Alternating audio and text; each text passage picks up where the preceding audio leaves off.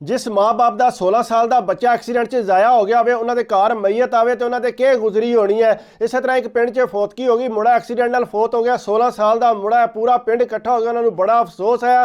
ज़ाहिर गल है माँ बाप भी के करते रोन पिटन लगे सी। इस तरह उस पिंड की एक औरत आई, उन्होंने पता लगा अपने कार के वो एक्सीडेंट नाल फौत हो गया। औरत जी है पैरी जुत्तियां भी नहीं पाइया, वो गलियों गली रोंदी ते इन्ना ज़्यादा रौला पाती, उनके घर दे भी हैरान है कि होया की है। ये सारा कुछ छड़ छड़ा के सिर ते दुपट्टा भी नहीं लिया ते रोन लगी है ते चीका मार दी है पी गलियां च। है भी काफ़ी दूर सी कार, लेकिन पूरा पिंड फिर के उस जनानी ने रोला पांदी रही। जो ही उन्होंने घर को पहुंची है, दरवाजे के अंदर भी नहीं वड़ी, अपने सिर ते जोर जोर के हथ मारन लग पई, अपने वाल पट्टन लग पई है।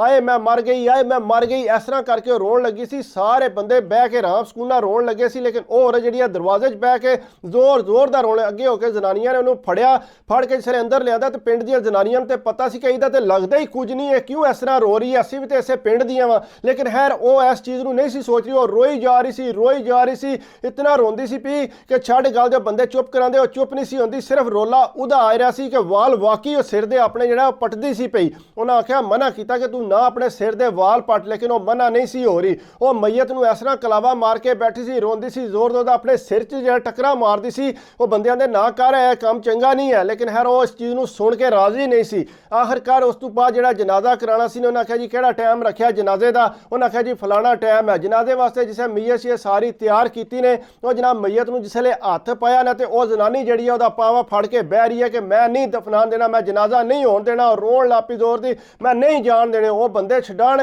वो छड्डे को ना, वो बंदे सारे समझन के मजाक कर दी है, क्योंकि इतना रो रो के इहदा ते लगता भी कुछ नहीं, इतना इनू रोन की लोड़ केड़ी है। बंदे आखन तेरा तो इतना लगता नहीं है, वो तक जिन्हों का बच्चा सी वो राम सकूना बह के लगे ने रोन, उन्होंने तेरे नालों ज़्यादा दुख है। लेकिन उन्होंने पता है कि जनाजा कराना है, इनू दफनाना है, इस वास्ते तू छड्ड। वो कहती है मैं नहीं छड्डना, जो मर्जी हो जे। उत्थे एक बाबा सी, उन्हें फटोफट उसकी बांह फड़िया, उन्हें आख्या गल सुन कुड़िए, तू साडे पिंड च लगी है मजाक बनाण, पूरे अगे पिछे वाले पिंडां वाले इत्थे आए ने, आके खच मारदे होने ने कि फलानी ओपरी जनानी आके 16 साल के बच्चे नूं इस तरह जिहड़ा पावे नूं फड़ के बैठी है तो जनाजा नहीं होने देंदी पी, तू साडे नाल मजाक ना कर। उन्हें आख्या मैं नहीं छड़ना, मैं नहीं जनाजा होने देना। वो रोई जे उन्हें आख्या तू दस तेनों प्रॉब्लम के, वो बोले ही कोना अगू। उन्हें जिसले छडाया तो जनाब वो जनानी जी है उत्थे बेहोश होकर ढह पई टट्ठी, तो सारे बंदे अगे पिछे हो गए, उन्हें पानी के छट्टे मारे, उन्होंने कोई होश ना आई पानी के छट्टिया नाल भी। उन्हें आख्या इन्हूं कोई प्रॉब्लम सीरीयस हो गई है, उन्हें शायद इस वजह तो दुख लै गई है। 16 साल का बच्चा आ, वो एक्सीडेंट से जाता रहा, शायद इतों लंघदा होना, इन्हूं पता होना है, तो इस वजह तो जिहड़ा ज़्यादा ये दुख लै गई। उन्होंने अस्पताल लैके गए, अस्पताल खड़ के जाके उत्थे तकरीबन 4-5 घंटे बाद उन्होंने होश आया, तकिया जिसले ड्रिप लगी। उन्हें आख्या नहीं मैं वापस जाना उत्थे मैयत, मैं जिहड़ा मैं उहदा मूँह तकना है, इंज करना है। वो बंदे मना करे, उन्हें आख्या गल सुन अस्पताल रह, तू क्यों करनी है, तू जना भी आ गया। जने ने आख्या तेनों होया की है कर्मा लिए, तेरा वो क्या लगता तू इस तरह रोन लगी है, सारा पिंड साड़ियां खच्चां पिया मारदा। चलो दुख तो है कि जवान मुड़ा जाता रहा है, लेकिन तू क्यों इस तरह कर। उन्हें आख्या नहीं मैं जाने ही जाना, जाने ही। उन्हें जने की भी गल को ना सुनी, वो फिर आ गई वापस। उन्हें आख्या हूँ तो उन्होंने दफना दी है। उन्हें आख्या दफना जाओ, कब्रस्तान टुर गई, जाके उसकी कवर से सिर मार मार के रोवे। वो पिंड सारे नूं पता लगा। उन्हें आख्या इनू हो के गया, ये पागल हो गई है सदमे नाल, जवान लाश तक के। वो बार बंदे सारे फड़न, वो काबू को ना आवे। वो जनाब कार लैके आए, कार भी कदे दरवाजे में पटाके मारे, तो कदे इधर मारे, देसके चुके मारे, रोई जे वाल अपने पट्टी। उन्हें आख्या ने तो अपनी जान लै लैनी है। वो जनाब इंज होया कि उहदे घरदियां नूं फिर फोन किया, उन्हें आख्या गल सुनो कुड़ी तुहाडी काबू नहीं आउंदी पई, असां अस्पताल भी खड़ी है, लेकिन फिर भी जिहड़ा है काबू नहीं आ रही, तुसीं मेहरबानी करके आवो ते आके इहनूं लै जाओ, या इहदा कोई पुछो, इहनूं समझाओ कि की कर रही है। पूरा पिंड साडे वास्ते गल्लां पिया करदा। बुजुर्ग आए आके कहते पुत्र तू परेशान ना हो, मैनू कार लै जाना, जाके इन्हूं समझाना, तो तू घबरा ना, भी ठीक हो जाएगी, थोड़ी टेंशन लै गई। उन्हें कदे इस तरह की जवान लाश तकी नहीं है, इस वजह तू एक घबरा गई। उन्हें कहा ठीक है, जाके इन्हूं समझाओ, साडी पिंड च बड़ी बेइज्जती हो गई है, दोबारा इंदा काम ना करे। उन्हें कहा ठीक है, लैनो। उस तरह रोई जे जनानी, वो बाबे हरी उन्होंने नाल लै गए, जाके उन्होंने समझाते रहे, कुड़िए सबर कर जा। 4-5 दिन बाद जी कंट्रोल चाहिए, वो गल सारी समझ गई, वो काबू च आ गई। फिर बाबे रा मुंडे नूं फोन किया, पुत्र हुण तेरी बीवी बिल्कुल ठीक ठाक है, असा समझाया तो समझ गई, तू आके लै जा। उन्हें घरदियां नूं आख्या कि मैं लैण चला, कार दे कहना पुत्र आइए उन्होंने रहन दे, उत्थे महीना सारा बार बार लोग आके उहदा पुछदे उसकी सेहत का की हाल है। एरा वापस आके फिर नवा कोई ड्रामा कर दे। उन्हें आख्या नहीं अम्मा कुछ कर दी। हुण मैं पूछया, कहते ठीक ठाक। उन्हें आख्या ठीक है पुत्र तू लाया, तेरी मर्जी।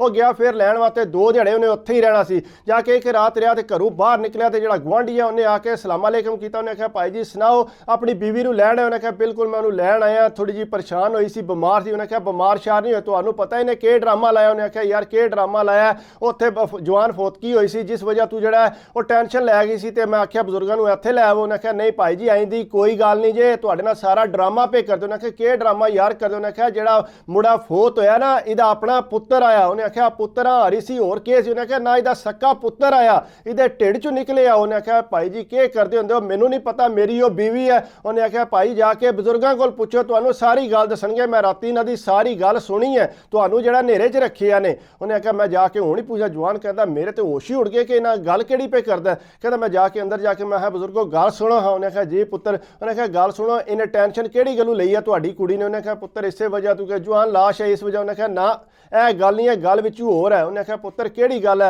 ਇਹ ਜਿਹੜਾ ਮੁੰਡਾ ਫੋਤ ਹੈ ਇਹਦਾ ਪੁੱਤਰ ਆਇਆ। ਕਹਿੰਦਾ ਬਜ਼ੁਰਗਾਂ ਦਾ ਉੱਥੇ ਹੀ ਰੰਗ ਉੱਡ ਗਿਆ ਤੇ ਰੋਣ ਲਾਪੇ ਢਾਵਾਂ ਮਾਰ ਕੇ ਤੇ ਆਪਣੇ ਸਿਰ ਦੀ ਪਗੜੀ ਲਾ ਕੇ ਮੇਰੇ ਪੈਰਾਂ 'ਚ ਰੱਖ ਦਿੱਤੀ। ਮੈਂ ਆਖਿਆ ਬਜ਼ੁਰਗੋ ਕੀ ਕੰਮ ਪੇ ਕਰਦੇ ਹੋ, ਕਿਉਂ ਪੈਰਾਂ 'ਚ ਰੱਖਦੇ ਪਏ? ਉਹਨੇ ਆਖਿਆ ਪੁੱਤਰ ਮੈਂ ਤੈਨੂੰ ਅਸਲ ਗੱਲ ਨਹੀਂ ਦੱਸੀ, ਮੈਂ ਪਰਦੇ 'ਚ ਰੱਖਿਆ ਹੈ, ਹੁਣ ਤੈਨੂੰ ਪਤਾ ਲੱਗ ਗਿਆ ਤੇ ਮੈਂ ਤੈਨੂੰ ਸਾਰੀ ਗੱਲ। ਉਹਨੇ ਆਖਿਆ ਗੱਲ ਕੀ ਹੈ ਬਜ਼ੁਰਗੋ ਮੈਨੂੰ ਦੱਸੋ। ਉਹਨੇ ਆਖਿਆ ਪੁੱਤਰ ਮੈਂ ਪਹਿਲਾਂ ਆਪਣੀ ਧੀ ਦੀ ਸ਼ਾਦੀ ਕੀਤੀ ਸੀ, ਉਹ ਵੀ ਚੋਰੀ ਛੁਪੇ ਕੀਤੀ ਸੀ, ਪਿੰਡ 'ਚ ਕਿਸੇ ਨੂੰ ਨਹੀਂ ਪਤਾ। ਲੇਕਿਨ ਉਹ ਜਿਹੜਾ ਤਕਰੀਬਨ 2 ਮਹੀਨੇ ਉੱਥੇ ਰਹੀ ਆ, ਉਸ ਤੋਂ ਬਾਅਦ ਘਰ ਆ ਗਈ, ਉੱਥੇ ਵਸੀ ਕੋ ਨਹੀਂ। ਉਸ ਤੋਂ ਬਾਅਦ ਅਸਾਂ ਕਿਸੇ ਨੂੰ ਨਹੀਂ ਦੱਸਿਆ ਇਹਦਾ ਜਿਹੜਾ ਬੱਚਾ ਹੋਣ ਵਾਲਾ ਸੀ। ਤੇ ਫਿਰ ਅਸਾਂ ਕਿਸੇ ਨਾਲ ਗੱਲ ਕਰਕੇ ਤੇ ਤੁਹਾਡੇ ਪਿੰਡ 'ਚ ਜਿਹੜਾ ਨਾ ਉਹ ਦਿੱਤਾ ਸੀ। ਇਹ ਰੋਂਦੀ ਸੀ, ਕਹਿੰਦੀ ਮੈਂ ਬੱਚਾ ਨਹੀਂ ਦੇਣਾ।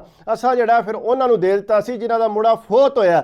ਉਹਨਾਂ ਆਖਿਆ ਤੁਸੀਂ ਮੇਰੇ ਤੋਂ ਐਡੀ ਵੱਡੀ ਗੱਲ ਛਪਾਈ ਹੈ, ਉਤੋਂ ਕੁੜੀ ਮੇਰੇ ਨਾਲ ਵਿਆਹ ਦੀ ਦੱਸਿਆ ਵੀ ਨਹੀਂ, ਪੂਰੇ ਪਿੰਡ ਨੂੰ ਕੋਈ ਨਹੀਂ ਪਤਾ ਕਿ ਤੁਹਾਡੀ ਕੁੜੀ ਜਿਹੜੀ ਹੈ ਪਹਿਲਾਂ ਸ਼ਾਦੀशुदा ਸੀ। ਉਹਨੇ ਆਖਿਆ ਪੁੱਤਰ ਸਾਨੂੰ ਮਾਂ ਨੇ ਆਖਿਆ ਨਾ ਬਜ਼ੁਰਗੋ ਹੁਣ ਮੈਂ ਤੁਹਾਡੀ ਕੁੜੀ ਨੂੰ ਨਹੀਂ ਲੈ ਕੇ ਜਾਣਾ, ਜਾ ਕੇ ਆਪਣੇ ਮਾਂ-ਬਾਪ ਨਾਲ ਗੱਲ ਕਰਾਂਗਾ ਤੇ ਫਿਰ ਸਾਰੀ। ਉਹਨੇ ਆਖਿਆ ਪੁੱਤਰ ਜੂ ਜਾਣਨੇ ਇਹਨੂੰ ਲੈ ਜਾ, ਇਹ ਬੜੀ ਅੱਗੇ ਪਰੇਸ਼ਾਨ ਹੈ। ਉਹਨੇ ਆਖਿਆ ਪਰੇਸ਼ਾਨ ਹੈ ਤੇ ਮੈਂ ਵੀ ਬੜਾ ਪਰੇਸ਼ਾਨ ਹੋ ਗਿਆ, ਇਤਨੀ ਵੱਡੀ ਚੋਰੀ ਤੁਹਾਡੀ ਪਕੜੀ ਗਈ ਹੈ, ਇਹ ਤੇ ਮੈਨੂੰ ਪਤਾ ਹੀ ਨਹੀਂ ਸੀ ਕਿ ਤੁਸੀਂ ਇਹ ਵੀ ਕੰਮ ਕੀਤਾ ਮੇਰੇ ਨਾਲ। ਕਹਿੰਦਾ ਮੈਂ ਘਰ ਆ ਕੇ ਅੰਮਾ ਨੂੰ ਦੱਸਿਆ, ਅੰਮਾ ਦੇ ਉੱਥੋਂ ਰੋਣ ਪਿੱਟਣ ਲੱਗ ਪਏ। ਉਹਨਾਂ ਆਖਿਆ ਇਹਨਾਂ ਕੰਮ ਸਾਡੇ ਨਾਲ ਕਿਹੜਾ ਕੀਤਾ? ਇਹ ਇਹਨਾਂ ਦਾ ਮੁੰਡਾ ਸੀ। ਉਹਨਾਂ ਕੋਲ ਜਾ ਕੇ ਪੁੱਛਿਆ ਜਿਨ੍ਹਾਂ ਦਾ ਮੁੰਡਾ ਫੋਤ ਹੈ ਕਿ ਤੁਹਾਡਾ ਸੱਕਾ ਪੁੱਤਰ ਸੀ ਜਾਂ ਕੀ ਮਸਲਾ ਹੈ? ਉਹਨਾਂ ਆਖਿਆ ਨਹੀਂ ਸਾਡਾ ਸੱਕਾ ਨਹੀਂ ਸੀ, ਸਾਨੂੰ ਜਿਹੜਾ ਕਿਸੇ ਨੇ ਦਿੱਤਾ ਸੀ। ਉਹਨਾਂ ਆਖਿਆ ਤੁਸੀਂ ਰੱਖ ਲਓ, ਸਾਡੀ ਔਲਾਦ ਕੋਈ ਨਹੀਂ ਆਈ। ਉਹਨਾਂ ਆਖਿਆ ਸ਼ਾਬਾਸ਼ ਏ ਬਈ, ਸਾਨੂੰ ਇਸ ਗੱਲ ਦਾ ਪਤਾ ਨਹੀਂ ਲੱਗਾ ਕਿ ਤੁਹਾਡੀ ਆਪਣੀ ਔਲਾਦ ਨਹੀਂ ਆਈ। ਇੱਕ ਪਿੰਡ 'ਚ ਰਹਿੰਦੇ ਹੋਏ ਲੋਕ ਜਿਹੜਾ ਰਾਜ਼ ਰੱਖਦੇ ਨੇ ਉਸ ਵਾਸਤੇ। ਉਹਨਾਂ ਆਖਿਆ ਜੀ ਅਸਾਂ ਹੁਣ ਕੁੜੀ ਕੋ ਨਹੀਂ ਰੱਖਣੀ, ਅਸੀਂ ਜਿਹੜਾ ਕੁੜੀ ਨੂੰ ਤਲਾਕ ਦੇਣ ਲਿਆ, ਇਹ ਕੁੜੀ ਰਵੇ ਉੱਥੇ ਹੀ ਉਹਨਾਂ ਕੋਲ ਹੀ। ਉਹ ਜਨਾਬ ਉਹਨੇ ਆਖਿਆ ਮੈਂ ਤੇ ਕੁੜੀ ਨੂੰ ਦੇ ਦਿੱਤੀ ਤਲਾਕ। ਮੈਂ ਕਿਹਾ ਮੇਰੇ ਕੋਲ ਐਡੀ ਵੱਡੀ ਚੋਰੀ ਛਪਾਈ, ਜੇ ਮੈਨੂੰ ਪਹਿਲਾਂ ਸੱਚੀ ਗੱਲ ਦੱਸ ਦਿੰਦੇ ਤੇ ਚੰਗਾ ਸੀ।